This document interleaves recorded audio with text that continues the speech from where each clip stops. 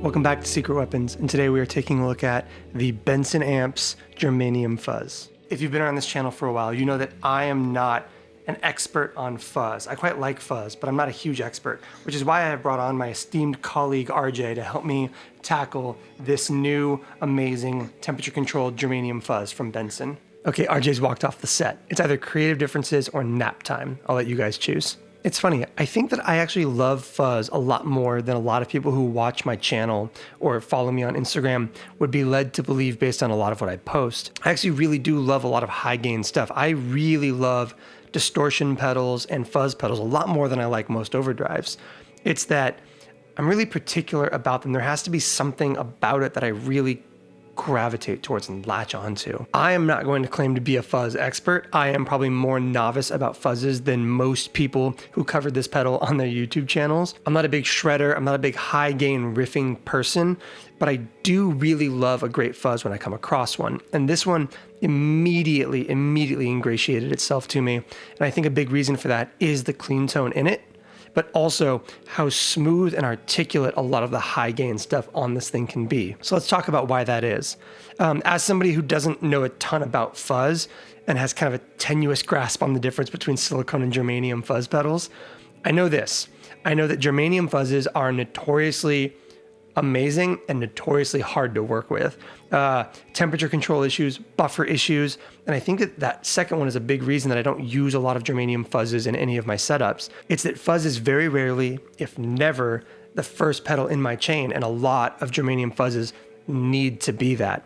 But I set up my system where I always have something that kind of does clean tone leveling or character at the very start, and it's almost always buffered. It's something like the 29 pedals Una or the 1981 DRV or a compressor or the Meris Enzo. There is always something weird or clean or buffered or something at the outset of my guitar chain, and it's almost, if not ever, going to be a fuzz pedal, which means that most finicky germanium fuzz pedals are just non-starters for the way that I set up a pedal board, because fuzz is not that key and crucial to what I do that I can make major changes like that. However, with something like the Benson Fuzz that can be placed anywhere in the signal chain, it's so much more versatile. It can slot in wherever I need it to be in my scenario.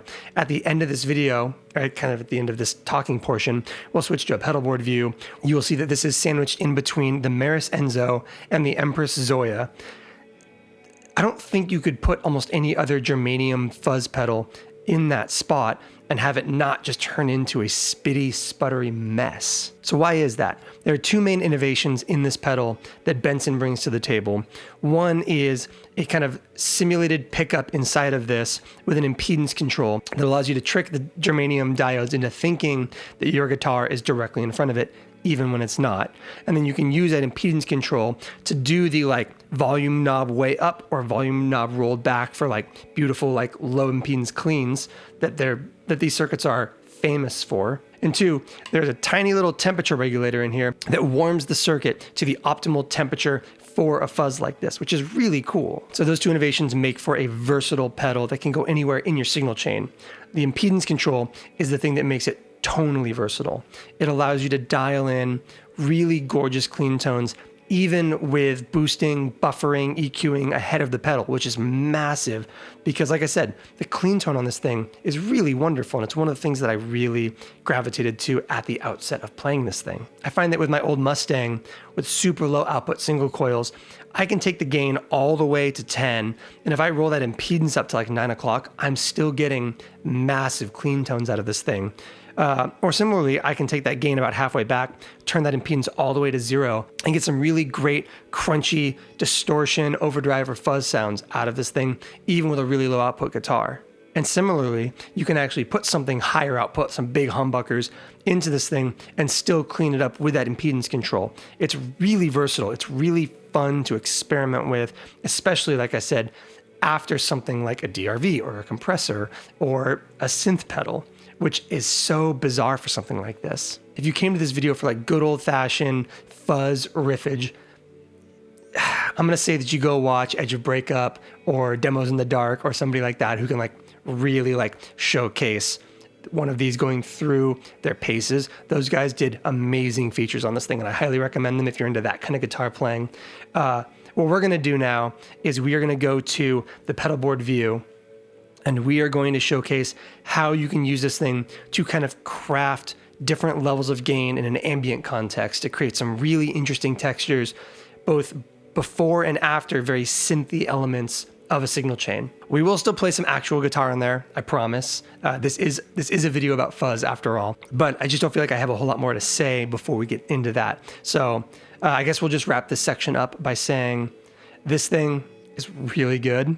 If you're in the market for fuzz, you want something that you need a lot of flexibility with. For a non-fuzz expert, I find this to be one of my favorites that I have played, and I have probably a handful of fuzzes that I hold on to. Look, in all earnestness, I really only have maybe 3 fuzz pedals that I really swear by, that I have brought into my collection that I will never let leave, despite having probably had about a dozen come through over the years. It is the Chase Bliss Audio Bliss Factory, it is the Brown Amplification T4, and it is the Benson Fuzz. This thing is an absolutely beautiful, smooth, silky, clean, massive. I mean, throw as many buzzwords as you want at this thing. It's worthy of almost all of them. I just love how versatile it is. I think that's it. It sounds right, and it sounds right no matter where you put it in your chain. And for somebody like me, that is worth its weight in gold. So let's go to that pedal board view and let's see what kind of sounds we can create using this and a whole bunch of noise. I think that it's probably safe to say that I'm not the best person to do the traditional fuzz demo process. I am not going to be the guy who turns knobs, riffs, and just kind of like solos through the demo portion of things. I think there's a lot of channels out there that are very good at that kind of thing. I don't think that I'm one of them, and I don't think that's why anybody comes to this channel. So rather than do kind of some traditional fuzz riffing, we're going to kind of explore the high gain and clean gain settings that the Germanium Fuzz offers through kind of an ambient context. So we'll kind of establish our baseline clean tone, run through the other gear we're using, then we're going to set up some ambient loops in the Empress ZOIA, and then from there we will just kind of set and change some tones on the Benson Fuzz and kind of just play around in that kind of soupy ambient noise and just see how fuzz sometimes actually works really, really wonderfully in that context, because that's been my big takeaway from the last 2 months or so that I've had this pedal. So let's start things off by talking through our signal chain. I am playing my 1972 Fender Competition Mustang into the 29 pedals Una, into the Empress Compressor Mark II, the Meris Enzo, into the Benson Fuzz. From there, we're going out to the Milkman Amp 100, proper kind of tube amp in a pedal board format, then back up to the Empress ZOIA, where we've got a couple of weird ambient stereo loops ready to go, into the Volante, the Big Sky, and the Iridium that is just handling cabinets at the very end of the Milkman's kind of post-amp chain, kind of treating all the stereo stuff as an effects loop. From there, we go into the Pinstripe Pedals Disso Plus, into Universal Audio Luna, where we are recording into a Neve 1073. So let's hear that clean tone before we get the fuzz involved.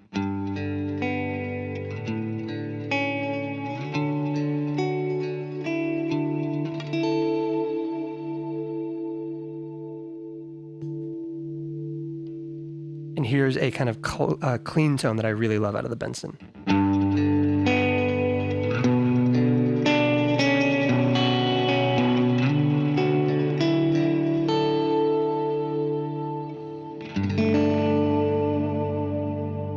Oh, as an aside, I find that the compressor does a lot to help kind of hit the fuzz a little bit harder with something super low output like this old Mustang.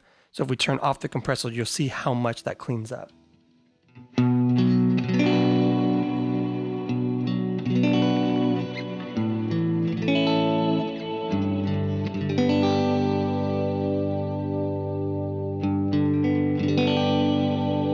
Even when you start to crank the gain like that, you still hear how clean that sounds, especially with that impedance rolled up.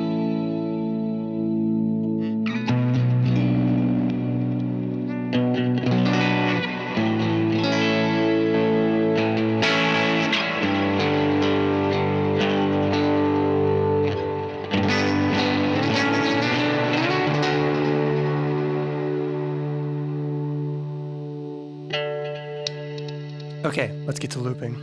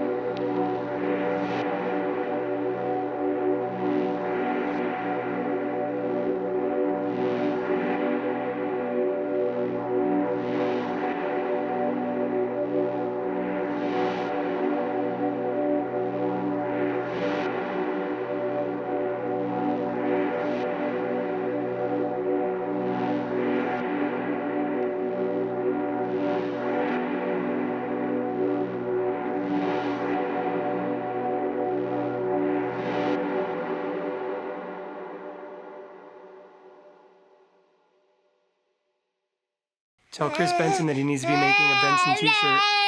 Welcome back to Secret Weapons, and today we're taking a look at the Benson amps temperature-controlled Germanium Fuzz. Welcome back to Secret Weapons, and today we are taking a look at the Benson amps. Welcome back to Secret Weapons. Welcome back to Secret Weapons, and today we are taking a look at the Benson amps Germanium Fuzz. We're changing things up a little bit today.